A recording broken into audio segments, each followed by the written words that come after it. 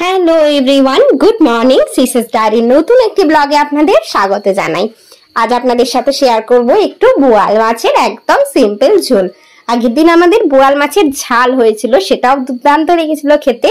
আগের দিনের video clippings নেওয়া হয়নি, তো ভাবলাম আজকেরটা আপনাদেরকে শেয়ার করি।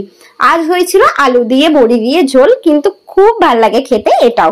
প্রথমেই যেহেতু বোয়াল মাছ প্রচন্ড ফাটে, নুন হলুদ আর একটু সরষের তেল দিয়ে মাখিয়ে রাখা হলো।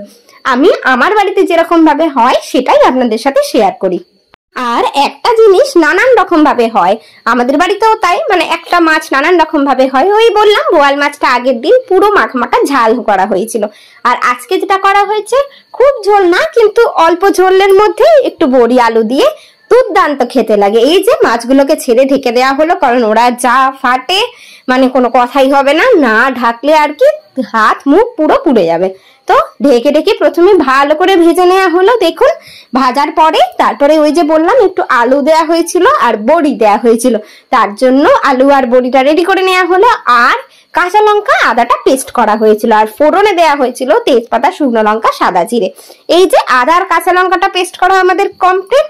আর মশলা নুন হলুদ জিরে গুঁড়ো আর একটু লঙ্কার গুঁড়ো, ব্যাস। আর কোনো মশলা লাগবে না। তেলের মধ্যে দেখুন, তেলের মধ্যে সবার প্রথমে বড়িগুলো হালকা ভেজে তুলে রাখা হবে। বড়িগুলো একটুখানি ভেজে নিয়ে তুলে রাখলে তারপরে আবার শেষে দেয়া হবে। এই যে বড়িগুলো ভেজে তুলে রাখার পরে শুকনো লঙ্কা, সাদা জিরে আর তেজপাতাটা ফোড়নে দিয়ে দেওয়া হলো। দেওয়ার পরে যে আলুগুলো কাটা রাখা ছিল ডুবো ডুবো করে, সেই আলুগুলোও দিয়ে দেওয়া হলো। আলুগুলো বেশ খানিকক্ষণ একটু এপিট ওপিট নাড়িয়ে ভেজে নিয়ে ওর মধ্যে দেখুন আস্তে আস্তে নুন হলুদ এইগুলো আস্তে আস্তে দেয়া হলো। বোয়াল মাছ না আমার বাবার বাড়িতে হতো না, আমাদের বাড়িতে খেতে নেই বলতো আমার বাবার বাড়িতে, কিন্তু এখানে এসে আমি শিখেছি যে হ্যাঁ বোয়াল মাছের কি স্বাদ, মানে কোনো কথা হবে না। অসাধারণ একটা মাছ, যেটা খেলে জাস্ট সবার মুখে লেগে থাকবে। যাই হোক, এই যে আলুর মধ্যে একটু নুন, একটু হলুদ গুঁড়ো, একটু জিরে গুঁড়ো আর একটু লঙ্কার গুঁড়ো দিয়ে দেওয়া হলো।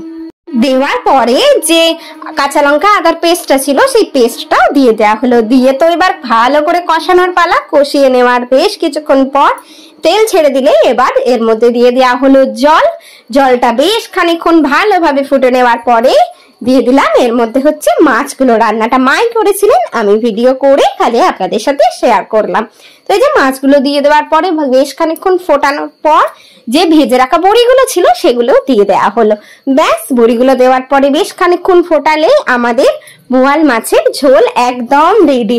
আপনারাও কমেন্টে জানাবেন যে কে কেমন ভাবে বোয়াল মাছ খেয়েছেন। আজকের ভিডিও এই পর্যন্তই রইল। সকলে ভালো থাকবেন, সুস্থ থাকবেন। আজকের মতন টাটা। আবার পরের কোনো ছোট্ট ভিডিও দেখা হচ্ছে।